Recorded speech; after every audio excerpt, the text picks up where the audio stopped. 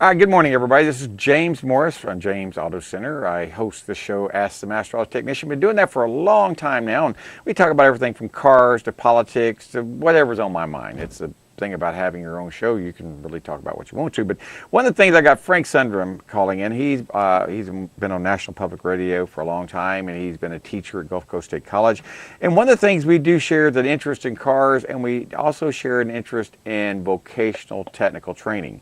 Frank and I believe that not everyone is designed to go to college. In fact, the majority of people out there, if you might find this shocking, the majority of people out there are not ready or suitable or need to go to college. And I just kind of want to get his viewpoint on it as a teacher as well. Good morning, Frank. How are we doing this morning, sir? Good morning from Kentucky. I am here at the La Quinta Hotel in Richmond, Kentucky, not trying to sneak in a plug, but rather I noticed there were 3 Buick Roadmaster station wagons from the 1990s all parked in a row outside this morning. But it's probably because they have a club. I know up in Northwest Florida they have the Roadmaster Club, and they call them the whales. That's what they call themselves. Yes. They're all white whales, they call them. They're great big Roadmasters, and they got the LT1 engine in it. If people don't know what a Roadmaster has, it's got a Corvette type V8 engine in it, and it's a luxurious car with a big horsepower engine in it. What are some other things that are unique about that car, Frank? Do you know?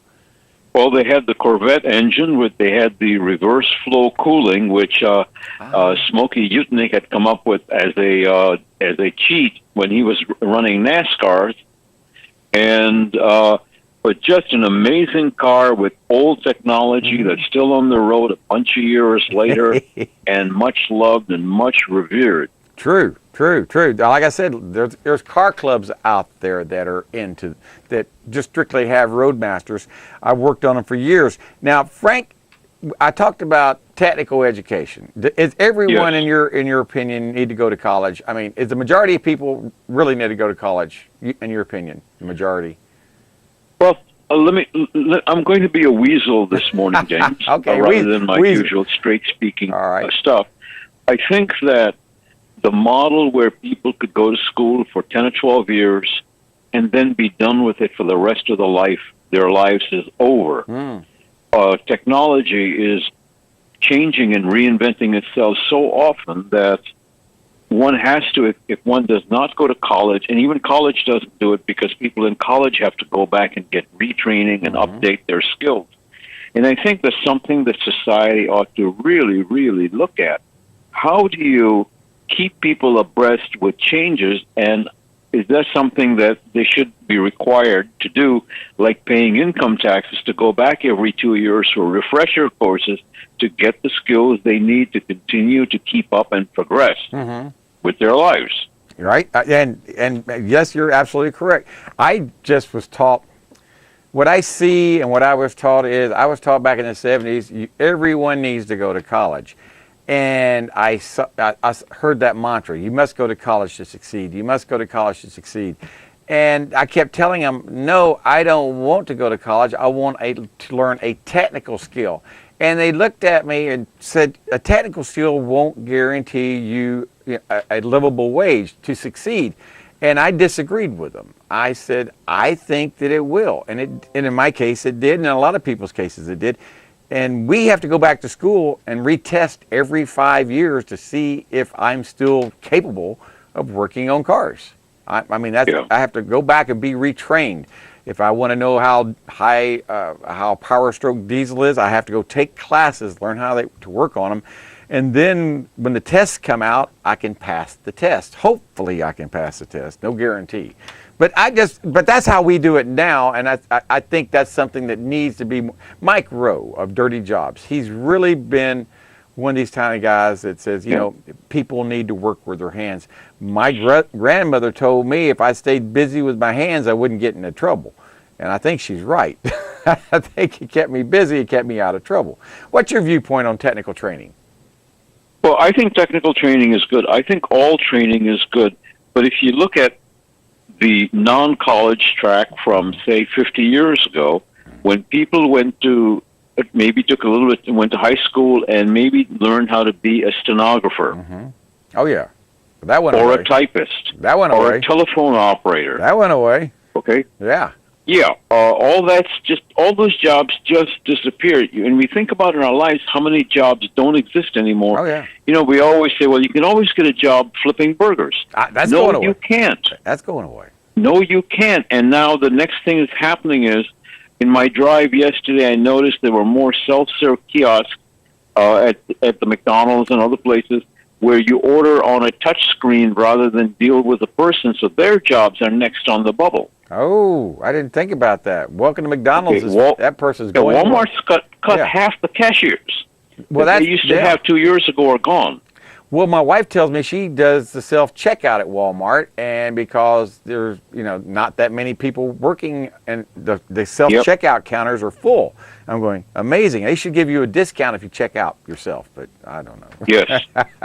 That's my opinion on that. Yes. But you're right. But even my industry, right now, the automotive repair industry, it's under assault from electric cars. And people say, well, how does electric cars going to assault you?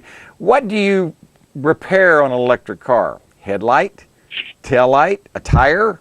There's no belts on it to brake. There's no oils to be changed. There's no fluids to be serviced.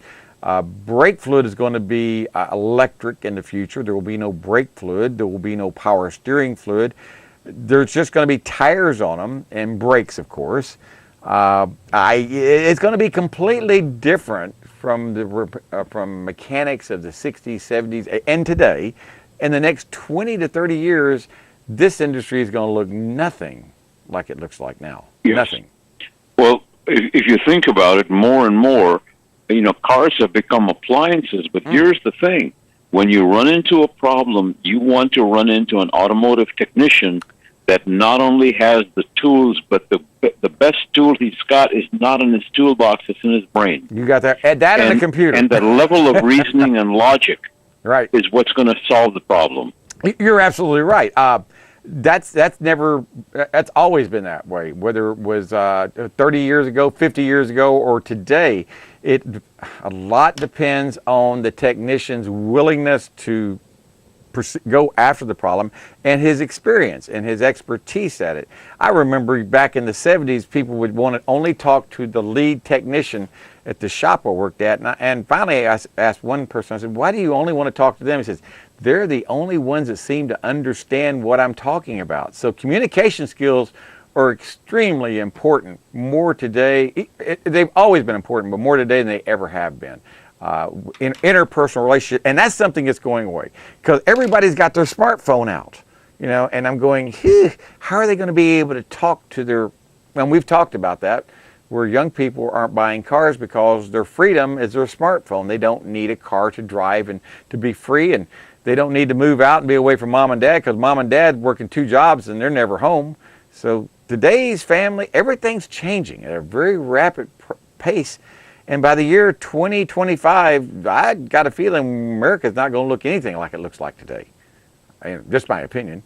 So what is your viewpoint? Go ahead. We are changing. We're changing a lot, but, we're only our ability to change is limited by our ability to train people to handle the change and to live with that change. Mm-hmm. One of the reasons why there's such a huge political displacement in this country and that people feel so left out is that the waves of technology have essentially turned a lot of places into just islands of wealth and huge oceans of poverty. You drive across the country, you see this. You go into these little towns that used to be beautiful and prospering, and now they're just empty shells of what they used to be. Well, and that's because so many people in towns and communities did not keep up with the technology. Now, in Kentucky, where you're at right now, there's been 2 things economically that's affected Kentucky. 1, the coal industry,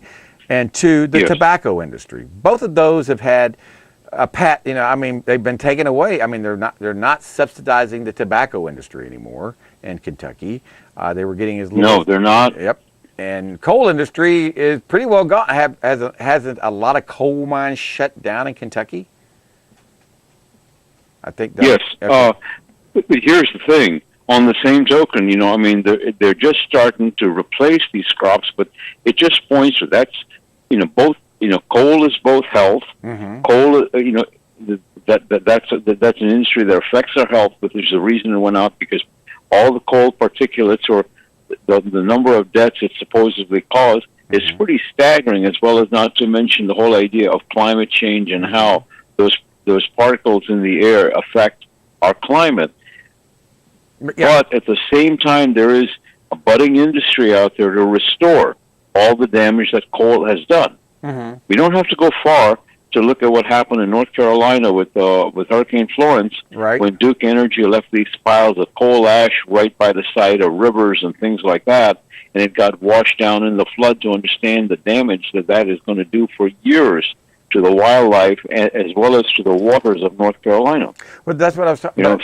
Yeah, but those are industries that have gone away in the last 5 years. Yes. That's what I'm talking about. Yes. Imagine what's going to happen in the next few more years. There's going to be more industries I really believe they're going to be going away. And that's just my viewpoint, but that's what I'm saying. Even my industry, the automotive repair industry, if nothing, it's changed a lot, say, in the last 20 years. I've been in this industry over 45 years. Well, since 1971, 72, in that area, started working on cars. But it's just amazing what I've seen. And I venture to say by the year 2025, you're not going to have auto repair shops as we know them now. They're going to be a lot different. I really think they're going to be a lot different. It's going to be more modular replacements. It's going to be where you change tires and wheels together. They're going to be run flat tires. There's going to be just going to be so many things changing. We're going to have more electric cars out there, more autonomous driven cars that don't have drivers in them anymore. And they're going to find their way into my shop. And I got to figure out how to be able to change to be able to work on them and go to school. There's a lot of things changing out there. But hey, Brian, go ahead. Well, James, think about this. When was the last time you were elbow deep in an engine? When was the last time you did a valve job on a car engine? Well, don't ask that question because it wasn't that long ago. We were in the middle of doing one that had a lifter that turned on us and wiped out a camshaft. So we had to take the heads off, go in there and fix it. Yes, we still do it.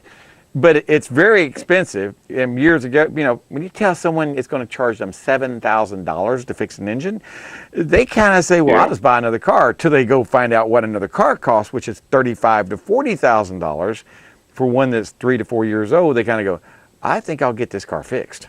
Yeah, people are, anyway, hang on. We got Jay. I got Jay with a 1991 Buick, and we're going to get his question. I'm going to answer it when we come back. Jay, what's your question about your 91 Buick LeSabre? And I'll answer it when I come back. It's, go ahead. It's, my taillights, they done changed the bulbs in it. The one in the window works whenever I push the brake. Right. But the ones down low, they don't come on. Okay, I'm very familiar with this. What I want you to do is go down below the steering column. You're going to see the wiring harness from the steering column going down. There's a break in the wire. Honest to goodness, I've seen it a bunch of times on the 86s through 92s. There's a break in the wire right there, and it allows your high-mounted brake light to work, but not your rear brake lights to work. Go down there and check that harness and just gently tug on the wires. You're going to see one of them is broken. If you want the best deal in town for tires, you need to call Baytown Tires at 873-8900. Hanson and the guys at Baytown Tires take pride in serving Panama City for over 20 years. Baytown Tires on Highway 98 in St. Andrews. All service work backed by a nationwide warranty. Water is too powerful to fight alone.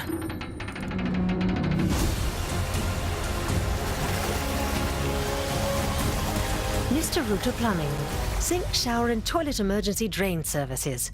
Fall is here. Kids are in school. Holidays are around the corner. Time to visit friends and family. Give us a call, 850-763-0555 for your free AAA safety inspection. We fix it right, guaranteed. Beep, beep, beep, beep, yeah. Part of what I'd like to let you know is what we do and how we work our system.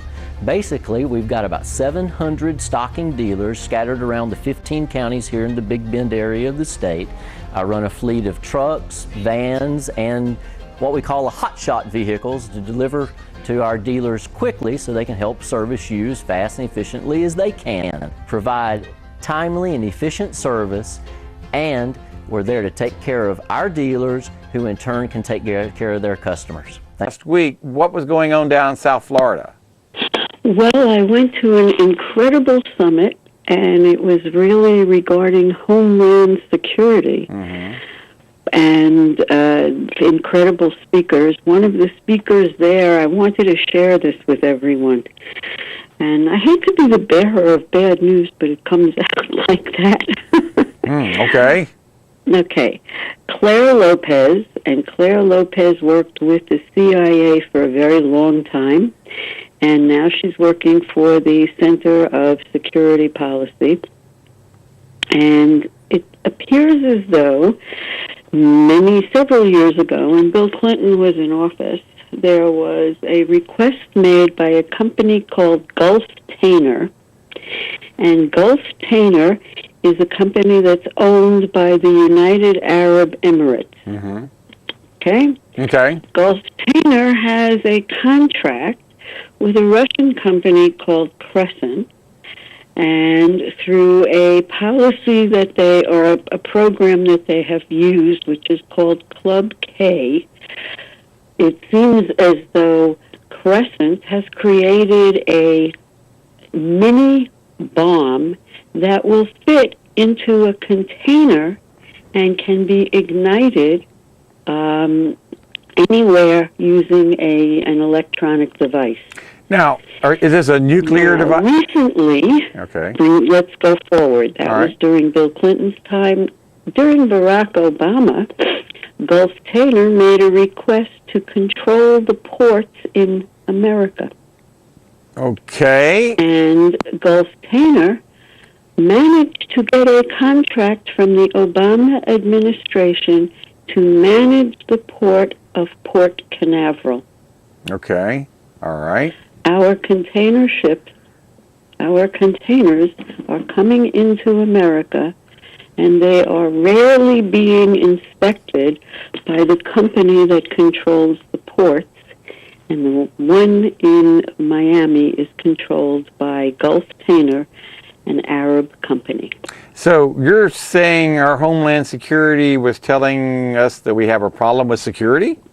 Our Homeland Security was telling us that we have a problem. They have absolutely no idea whether or not any of these bombs have been brought into America, have been dispersed throughout America, they have no control, they have no idea.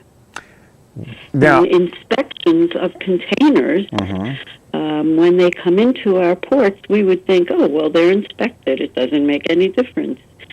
Out of 1 million containers, maybe 1% of them is inspected. Well, that doesn't sound good. What is the solution on this? Getting more inspections? The solution is one would think that an American company would control American ports, that it should be under the Transit Authority, and perhaps America should pay attention to what's coming in through the containers, because not only is there a possibility that we could have weapons coming into America that no one would know about and are dispersed throughout the country as goods are shipped throughout the country, but they also carry people. They've been bringing in illegals in container ships, on the containers, the containers. I did not know that. Nobody is checking them. I did not know. Now, I know that Panama City, Florida, we have a port here, and it brings in container ships. And we export paper. We bring in copper and from South America. I mean, I see a lot of things coming in to our ports here. I don't know who controls that, but maybe we'll look into that too. Okay, well, Gulf Tainer right now only controls Port Canaveral. Port Canaveral. However, they have just made an application to take over the port in Delaware. And they said that their intent is to control the 42 ports in America. 42 ports. Sounds like, believe it or not, when we start talking about ports, it makes me think about the Civil War. The American Civil War originally, a lot of people may disagree, it had to do with tariffs and the ports of entry from from overseas. The South had more seaports than the North did, and they brought in more income and more things, you know, and that's part of the problem with tariffs. But when I tell people that, they say, no, as we all know, it's all about the money. Well, yes, it's all about the money. I'm surprised that after that deal, the Clinton Foundation got $100 million. You know, and it does make you kind of sit there and shake your head wondering how come people... Now, I don't know anything about the Clinton Foundation. I have no idea. Only thing I've heard about it, like everyone else out here, has heard about the Clinton Foundation. But if the Clinton Foundation is doing all these nefarious things, wouldn't something happen to them? Well, right now they're not in business anymore. And that was the biggest something. But if we're looking at money laundering and we want to get to the truth, which hopefully someday we will. Well, okay. Then one would have to turn their sights to the Clinton, the Clinton Global Initiative. And that was the initiative that worked with globalization throughout the world.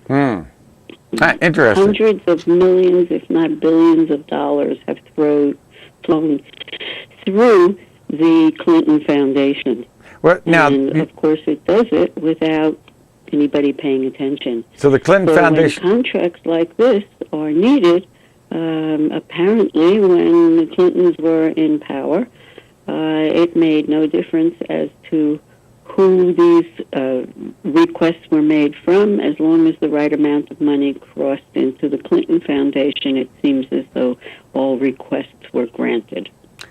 I just find it so hard to believe these things happening right underneath our noses and no one goes to jail. That's the hardest thing. But the scariest thing is that here we have now the possibility of this happening and nobody's paying attention. That's the scary part. Well, it's bad enough when you catch something, when an infraction is caught. But the fact when you take it to authorities and they turn their head and go, you know, what can they do? There's nothing they can do, which is absolutely not true. We have a big problem. And when we have people on our borders that are using our borders for nefarious purposes, who knows what they're bringing in to our country when only 1% of containers are being inspected. Now, that to me was more scary than anything. Now these are containers. Millions of them come in on a daily basis. Not millions on a daily basis, but millions on a monthly basis. And yet we're only looking at 1% of them. How do we know what's coming in from any of those containers? I don't know. I know that millions of them come into America every year. A lot of them from China, because that's who we do a lot of trading with. A lot of them from Europe. But these container ships... We are so concerned with, the border and the wall that we don't pay attention to the fact that there are multiple ways to come into our country. I didn't think about container ships being another way to bring in illegal aliens. We have multiple ways for people to bring in things that can harm us. So by not paying attention, it's not that we're going to make this go away, it's just that we're going to put ourselves in greater risk. And that was what I see happening. Okay. So if you want to find out more about this, then look up Claire, Claire, Lopez, Lopez, and just put Gulf Tainer.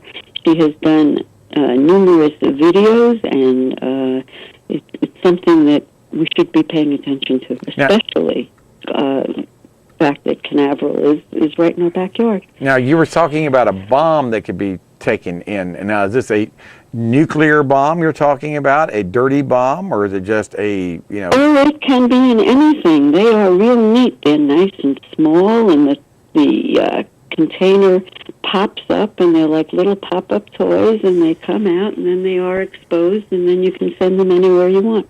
Ah, okay. You're talking about remote-controlled drone bombs or something saying? Yes. Okay. Yes. Interesting. I had no idea. I mean, hey, We have to be aware of things that are going on around us, and unfortunately, because things are not being reported, that was another interesting thing that Claire mentioned, that she said she sent this video and all of the information and documentation to multiple sources throughout the country and media, and the only place that picked it up was Judge Janine, and she had a 5-minute, a 5-minute message on it, and that was it. Now, if they want to find more out about this, tell us again how to find it on the internet, just in case someone's listening. Okay, if you want to find out more about Gulf Tainer, and this is something that we should be beating up Rick Scott and Bill Nelson on, because Bill Nelson is the one that approved it. He was there. He was the one that said it was okay. Is it really okay? I don't know. Look up go and Google or DuckDuckGo. That's my new one. Wow. No tracking. I had no idea. Claire, C-L-A-I-R-E, Lopez, L-O-P-E-Z, one word, and then just put next to it Gulf, G-U-L-F-T-A-I-N-E-R, Gulf Tainer. Gulf Tainer. And the videos and information will come up. That's interesting. I think when I get off, I'll take a look at that. Gulf Tainer, and it's Claire Lopez. Lopez. Claire, C-L-A-R-R-E. Is that yes. okay? Yes, she spells it with an E, yes. Yeah, Claire Lopez, and make that all one, and put her name, and then put Gulf Tainer, and you should, those 3 words right there should allow to pop up some information. I'm going to take a look at that when I get off. All right, we got about a minute left here. About a minute left. What would you like to tell people? Where are you going? Now, you had someone call last night at your blog radio. What was that about, real quick? Well, we were talking yesterday about the similarities of communism and how it is emulated right now using exactly the same method. And we can see that, which is a whole other topic, with Judge Kavanaugh, the way that he is being accused without evidence and being determined guilty without evidence. They're going to determine him guilty over how he petitioned. Determined guilty by the court of public opinion. Yeah. And yesterday, I believe they demonstrated in both Yale and Harvard, and he lost his teaching position in Harvard over an allegation that was unfounded, and there is no evidence. This is a very scary thing, and according to the people that I was talking to yesterday, this is the absolute beginning, or not beginning. He said this is the way communism takes hold, as you shut down your opponent. You're probably right about that. I got to go, Karen, up against the clock out there. If anything on Judge Kavanaugh is only thing I disagree with is how he... And the other thing is vote, vote, vote. Yes. We have to vote. And Kavanaugh helped frame the Patriot Act. That's the thing that I dislike about him most. That's the only... I don't care about his sex life or how much he drinks, but how the Patriot Act is the most unpatriotic thing that's ever happened to America. All right, I agree with you on that one, but no one in our country should be accused, tried, and found guilty without one piece of evidence. I agree with you 100%. All right, I got to go, Karen. All right, bye-bye, everybody.